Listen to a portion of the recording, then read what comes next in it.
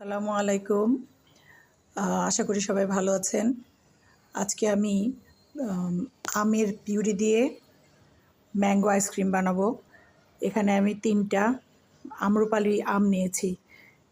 এখানে একটা আমের কুচি নিয়েছি, ১ কাপ ক্রিম নিয়েছি। এখানে আমি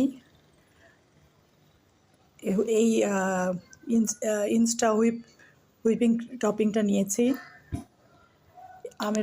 আমটা আমি পিউরি করে নিয়েছি, ব্লেন্ড করে নিয়েছি। এখন আমি ক্রিমটাকে ব্লেন্ড করব। ক্রিমটাকে আমি বিট করে নিয়েছি, কিন্তু আমরা যে কেকের উপরে যে টপিং দেই সেই রকম করে বিট করব না, তার থেকে একটু কম করে বিট করব। এবং এবার আমের পিউরিটা এর মধ্যে মিক্স করে দিব।